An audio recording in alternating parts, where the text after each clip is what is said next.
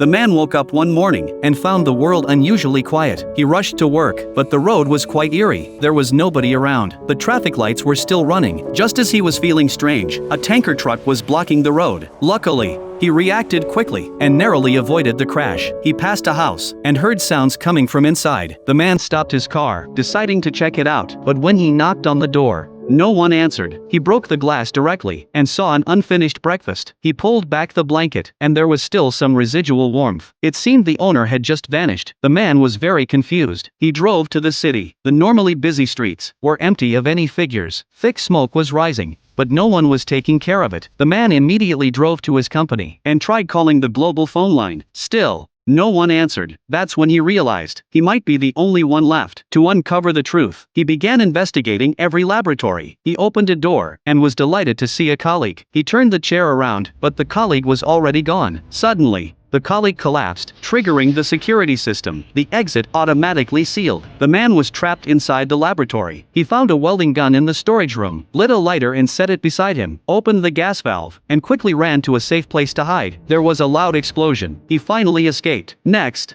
he rushed to the radio station, recording a missing persons announcement. The broadcast looped repeatedly, and he left his phone number and address on an obvious billboard, hoping to find other survivors. In the following days, he drove around in a police car, shouting through loudspeakers, and made noise in the middle of the night. Days passed, but no one showed up. The man completely gave up searching. He started living freely, moving into a mansion. He decorated the bathroom with famous world paintings. After all, the whole world was his now. He cracked an egg into an empty cup, poured in some expensive champagne. That was his breakfast every day. When bored, he drove his car straight into a shopping mall, used a power drill to pry open the locks, picked out designer suits at random, ate sweets and desserts without hesitation. He even drove a train around, playing freely. After the wild parties, only endless loneliness remained. At night, feeling empty, he wore a women's camisole, talking to himself, even playing both roles himself. He had a cardboard cutout listen to his speech, and at one point, he felt as though God had abandoned him. So, he went to a church and started smashing things. The boundless loneliness destroyed his sanity. He shoved a stick in his mouth, ready to go to God for answers. Suddenly, there was an explosion. The man was jolted awake. He realized it. The world didn't take him because it must have hoped he would save it. So, he gathered supplies,